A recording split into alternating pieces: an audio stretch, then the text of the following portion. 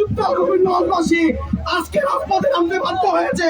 আমরা তার কাছে করজোর অনুরোধ করেছিলাম যে আপনারা নিচে আসুন, আমাদের কথা শুনুন, কিন্তু সেই মহিলা নিজের গুণামোর কারণে নিচে আসছে। আজকে ডিসি মহোদয় আমরা এখান থেকে সরবো না, পাল্টে ঘুরে যাবো, তাও সরবো না। এখানে আমরা ধারা আসছি, কোন প্রশাসন যদি কারো গায়ে আঘাত করে আমাদের সবার গায়ে আঘাত করতে হবে। প্রশাসনের হুমকি ভয় কেউ করবো না। গোবিন্দগঞ্জবাসী যারা আছে দোকানপাট যারা আছে সবকিছু বন্ধ করে এখানে আসেন, পুরো গোবিন্দগঞ্জবাসী আসেন। আমরা এখানে দাঁড়াইছি আপনাদের গোবিন্দগঞ্জের প্রাণের দাবি নিয়ে। কোন প্রশাসনের হুমকি বড় করা হবে না।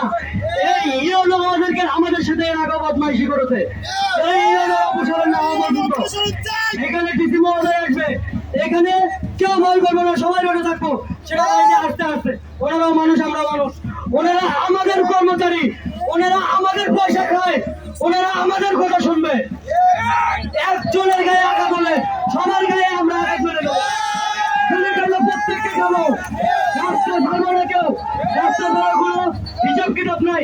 কার যেভাবে এখানে মাঝকে অর্থ গণনা করে আমরা সবাই রাস্তায় বলবো, আর স্লোগান চলবে। আর ঠিক কোথায়